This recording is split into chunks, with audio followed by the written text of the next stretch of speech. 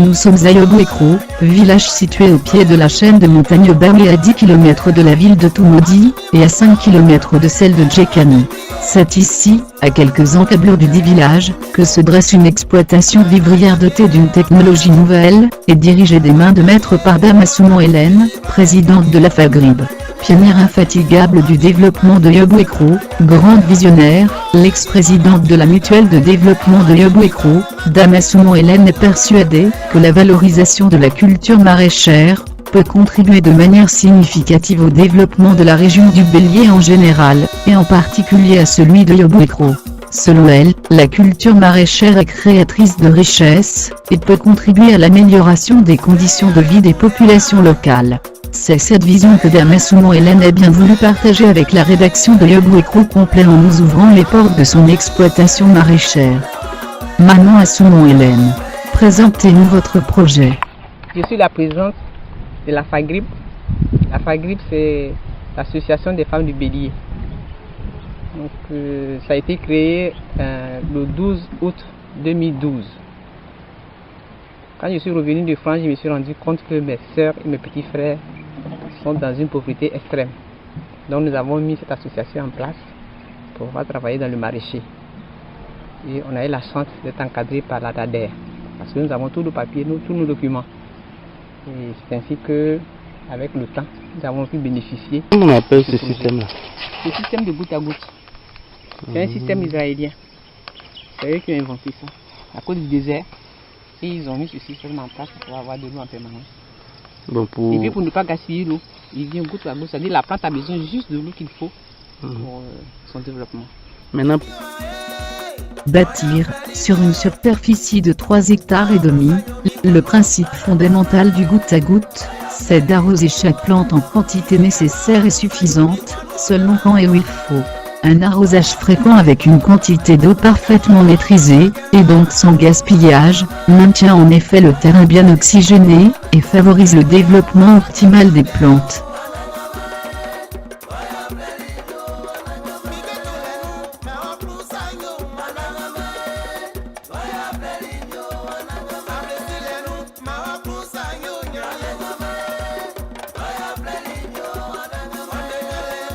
Le cerveau du système est la centrale d'irrigation programmable. Cette centrale permet de déterminer de manière personnalisée la quantité d'eau nécessaire, et la fréquence des arrosages journaliers. Le technicien commande l'ouverture des vannes pour la distribution de l'eau jusqu'au goutteur. Les goutteurs sont en outre réglables, afin de délivrer la juste dose en fonction des différents besoins des plantes et de la nature du sol.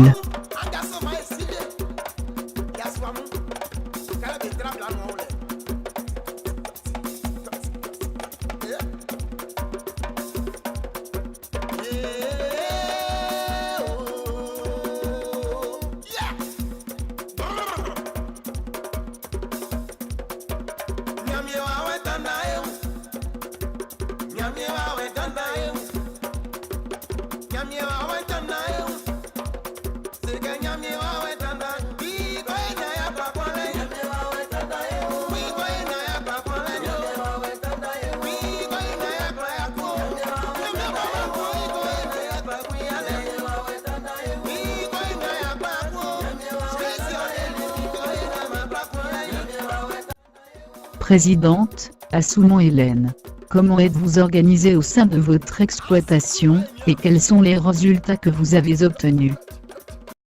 Donc là, nous travaillons sur les 3,5 hectares, comme je dis, tout irrigué.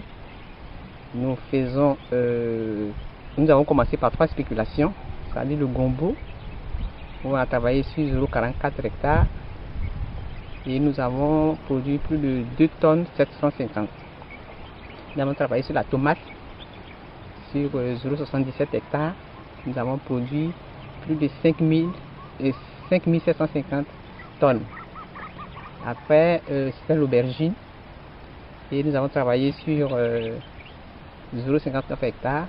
Et nous avons produit autour de 2750 aussi tonnes. Et cette saison, c'est-à-dire nous avons commencé en décembre, pour la grande saison comme on le dit. Là nous travaillons sur 7 spéculations, c'est-à-dire la tomate, le gombo, l'aubergine, le concombre, l'haricot vert et les violettes et puis le pastèque. Et ça, je crois que depuis la semaine dernière, nous sommes en production du gombo et puis des violettes. D'ici 2 ou 3 semaines, les autres spéculations vont rentrer en production. Donc, nous avons beaucoup travaillé. Nous avons fait une recette d'1,5 million que nous avons subdivisée en 3 parties. Une partie qui est partie comme bénéfice aux membres, une partie que nous avons mis dans la caisse pour l'achat des semences et une partie pour l'entretien des machines. Et cette année, nous avons, au lieu que tout le monde vienne travailler ensemble sur le même site, nous avons divisé le site par tranches et nous avons constitué 6 groupes. Chaque groupe travaille sur son site attribué. Avec la spéculation que le groupe choisit, ça dit s'il veut faire de tomates, on fait la tomate. S'il veut faire le gombo ou bien l'aubergine, ainsi de suite. Et là, je crois que ça marche très bien. Quel est votre message aux populations de Yabouré-Cros? Je demande à mes frères et sœurs de venir au travail. Parce que il n'y a que le travail qui paye. Le maraîcher, c'est tous les 2 ou 3 mois, nous avons de l'argent. Nous avons l'eau actuellement. Si nous avons l'eau, nous pouvons faire 3 cultures dans l'année. 3 cultures dans l'année, c'est beaucoup d'argent. Donc, je supplie mes frères et sœurs de venir au travail. C'est le seul souci que nous avons, c'est le travail. Ils ne viennent pas régulièrement au travail. Je te remercie. On va essayer de faire un peu de...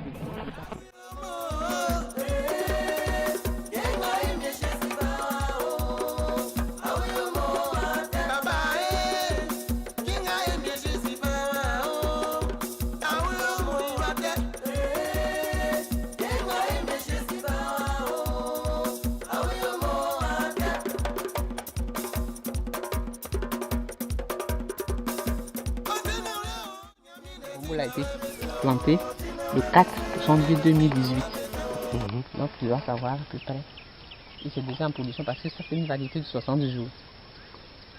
60 jours seulement. À partir de 60 jours, déjà commence à produire. Ici, on a un petit souci parce qu'ici là c'est sableux. Donc ça se développe difficilement. Donc ça c'est aux 55 jours exactement les gombos commencent à donner. Donc ça veut dire qu'on est dans le temps. Normalement c'est 60 jours.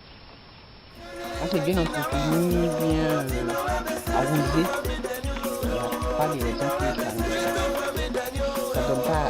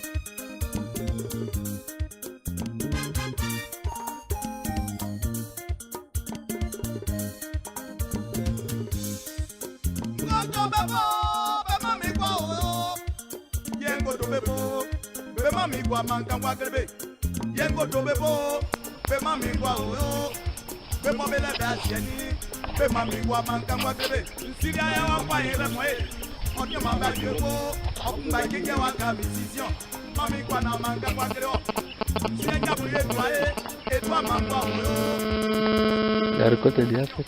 Oui, la semaine dernière. Comme c'est un début, la première récolte qu'on a eu,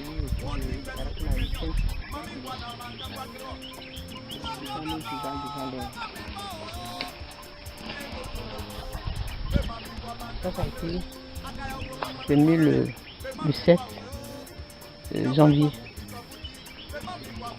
C'est en février, fin février, disons.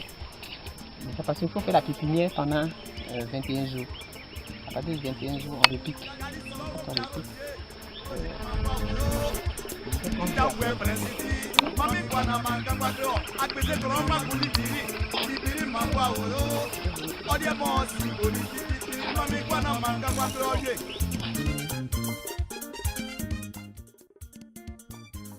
on a subdivisé en groupes en bloc, comme on dit. Mhm. Parce que pour l'arrosage, c'est bloc par bloc. Donc, par exemple, là, c'est un bloc. Tomate. Donc les 3 hectares sont répartis par bloc. Oui, c'est par bloc. C'est par bloc d'arrosage. Mhm.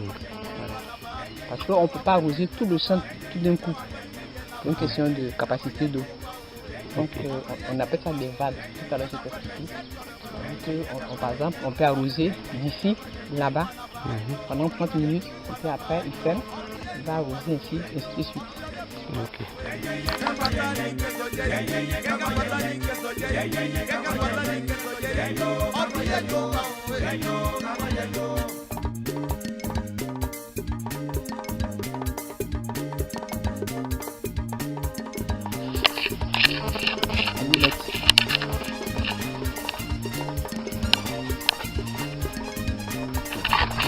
L'aubergine, la tomate, l'haricot vert, le concombre, le poivron. Ils sont là-bas. Tout est semé par groupe. Oui, par groupe. C'est-à-dire le groupe A choisit elle-même et lui-même, par exemple, ce qu'il lui faut comme spéculation. C'est-à-dire quel produit veulent. Et puis nous, on va acheter les semences. On fait des pépinières ensemble et on distribue par groupe.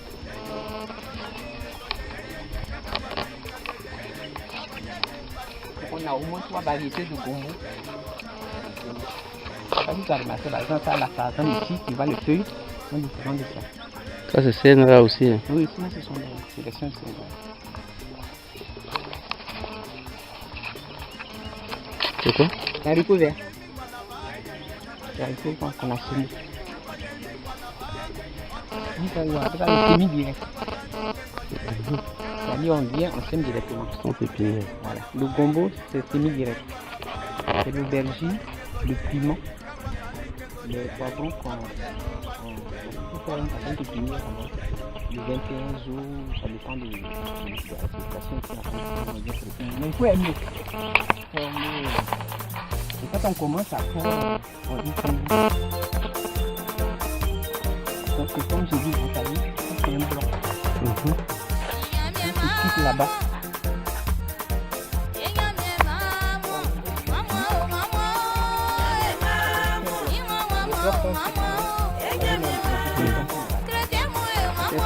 Faciliter la regardée.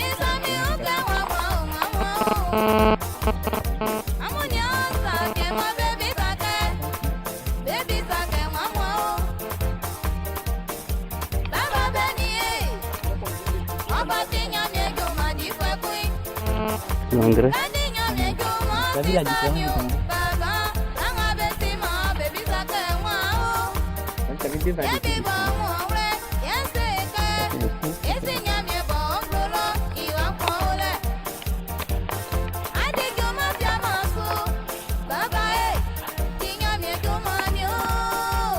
C'est comme ça, c'était plus charmé.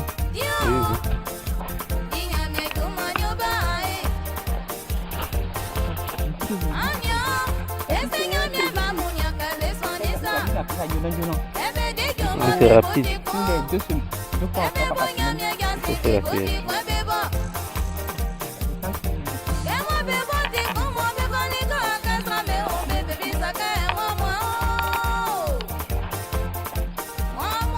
Comme ça, au bout de 2 jours, il ne faut plus plus ça devient dur.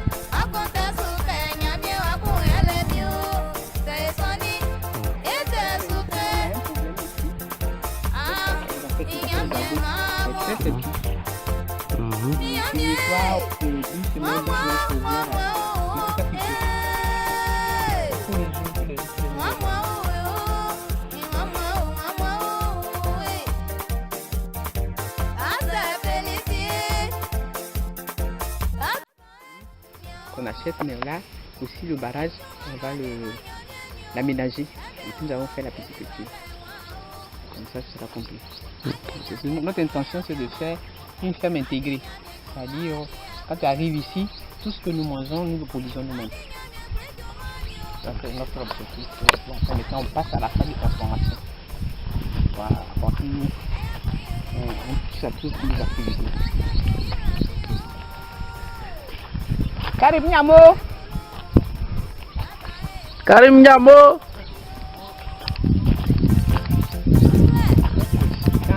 Les autres là-bas, là, vous avez le premier. Quand on a vu, c'est un peu. Et là, bientôt aussi, ils vont entendre un peu. On va avoir un petit décalage, nous.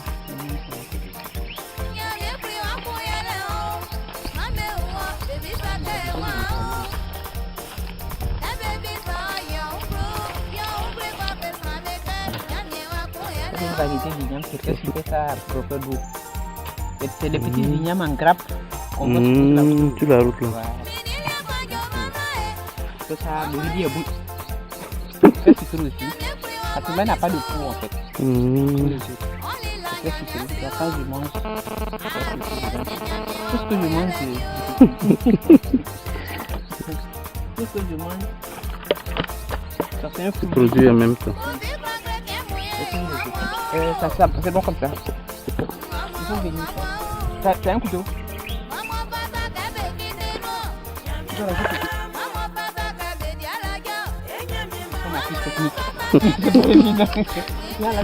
Ça commence à devenir un peu trop technique. Moi, mais si c'est assez faible, nous avons suffisamment d'eau ici pour pouvoir arroser les 3 hectares en 1h30. Ah bon? Ah oui, 1h30. Il faut faire l'arrosage le matin et puis le soir. Le matin très tôt, et puis le soir à partir de 16h. Quand il fait chaud, il ne faut pas conseiller de faire l'arrosage. 2 forages. Tu vois le truc bleu que tu vois là-bas là. C'est un premier forage. Et puis le deuxième, c'est là où on a mis la machine. Mais le débit de l'eau est tellement suffisant qu'on n'a pas besoin d'utiliser les deux. Voilà. Donc celui-là, normalement, on va faire des travaux ici. Tout soit c'est le cas pour pouvoir regarder. Donc notre objectif, c'est d'économiser suffisamment, faire des travaux nous-mêmes pour pouvoir agrandir l'espace.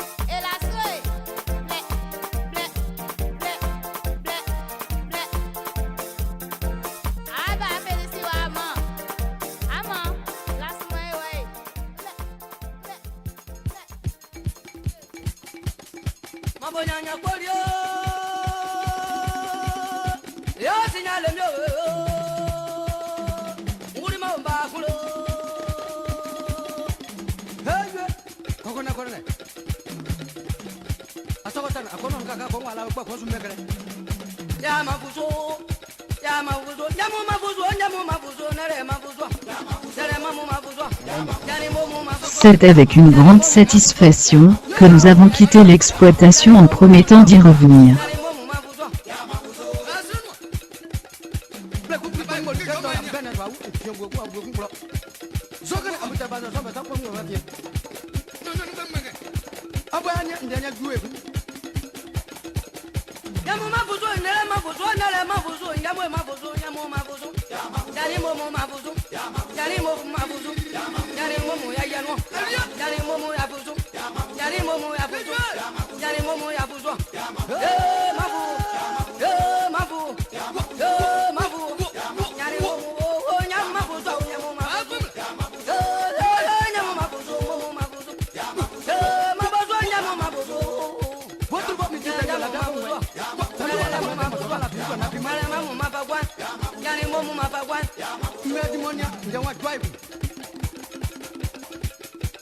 Sasa mbao ponya yo bogwana no sasa mbao ponya ngwa